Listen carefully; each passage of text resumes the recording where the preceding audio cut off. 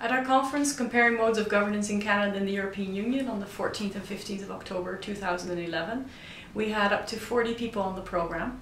We had speakers who represented various parts of Europe and Canada, both practitioners and scholars.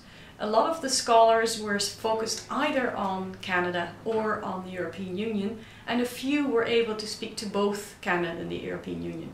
We also had a fair number of practitioners who weren't necessarily familiar with the political science or public administration literature, or even the legal scholars that we had on our program as well. What I thought was wonderful was that we enabled people to speak to each other. A number of the scholars from Canada weren't fully familiar with the European Union, and those from the European Union weren't familiar with Canada.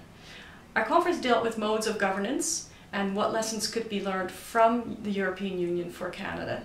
In Canada, a lot of the responsibilities for social policy, for example, remain with the provinces and territories. The same thing is the case in the European Union.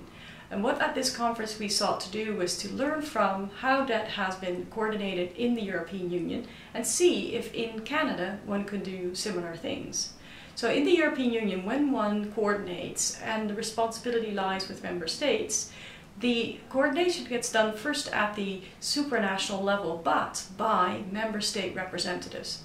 So at the Council of Ministers, member states decide what are the goals, and then each member state can still decide how to implement the policies. Then they go away, do their business, come back, and then the goals are being compared across the member states.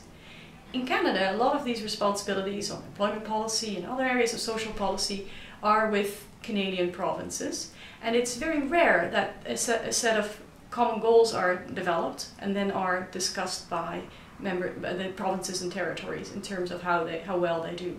Now at our conference we managed to have people speak to various topics, not just employment but also social inclusion and education, even some on migration, and we had people representing various aspects of these policies.